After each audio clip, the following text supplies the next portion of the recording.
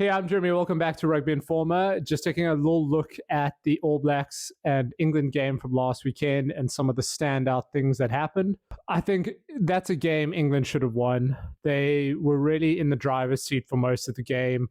I thought Marcus Smith's kicking was really good. His general play was good. They kept the All Blacks down in their own half for most of the game. And, while there weren't many tries for England, Marcus Smith did pick off a nice intercept and linked up with Furbank and Feo Waboso, who ended up scoring. For the most part, they actually were in control of the game, kicking penalties, keeping the All Blacks right deep in their own 22, and some small lapses of defense ended up being the difference. They showed Mark Talia the outside twice, which is not a good idea. But again, you can't really give the All Blacks those little opportunities to have a snipe around the blind side or even just open up the side for them. The best thing to do is probably over-defend and force them back in field. It's a thing that the Springboks, Ireland, a lot of other teams have done with their defensive strategies to really drift wide and push the more dangerous backs back infield with a cover defense, then closing the man from the inside rather than giving him the opportunity on the outside. But Talia is such a dangerous player. His ability to kind of spin out of tackles, and he did really well to score both of those tries actually. And the other one coming from what looked like a impromptu little play, but it's probably a training ground drill. Burden Barrett suddenly taking the ball to the blind short side and running a nice switch with Will Jordan, who went straight through a massive gap to score. The English defense needs to kind of tighten up a little bit there and adapt on the fly, force those more dangerous, faster outside backs back infield. On the defensive side, Cunningham South was incredible. England seems to have found themselves a proper enforcer with him.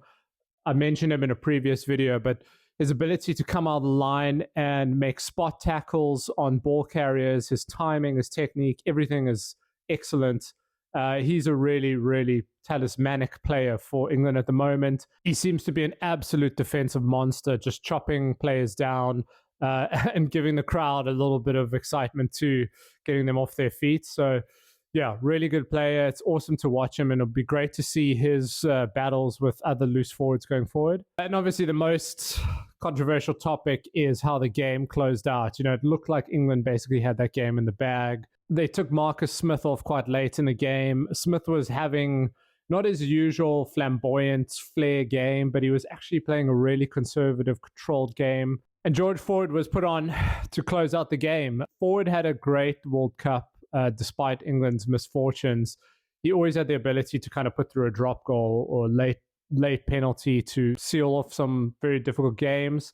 And my problem is that I think they put Forward on in order to do that rather than to try and win the game outright.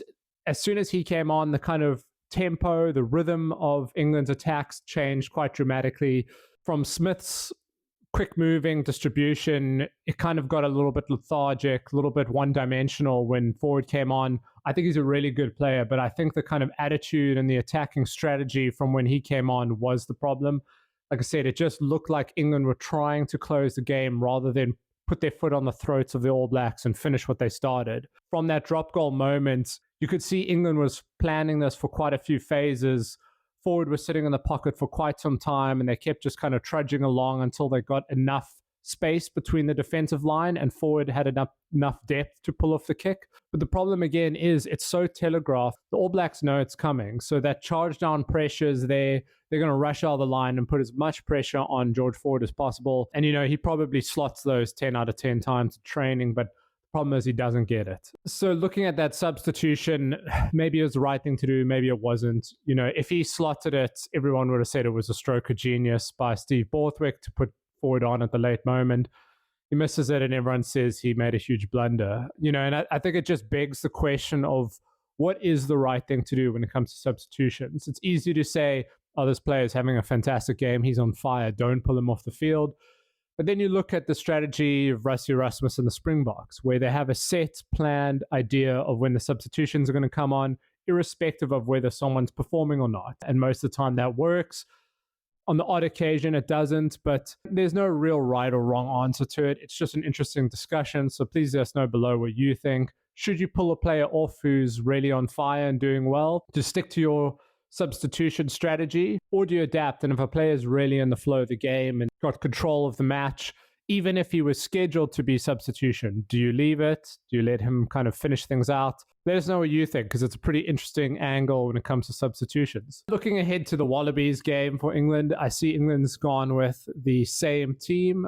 They've just swapped around Henry Slade and Ollie Lawrence, which I actually think is an interesting move and something that I think should have happened probably a while back. Henry Slade's an incredible ball player.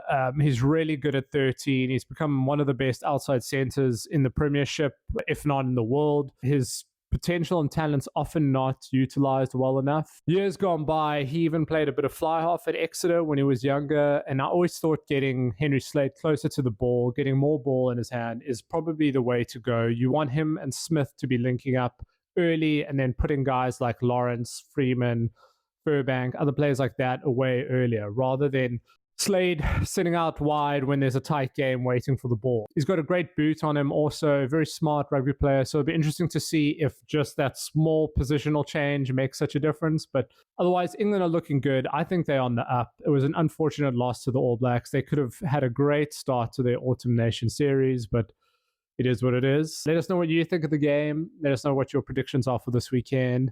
Please like, please hit subscribe, and I'll see you in the next one.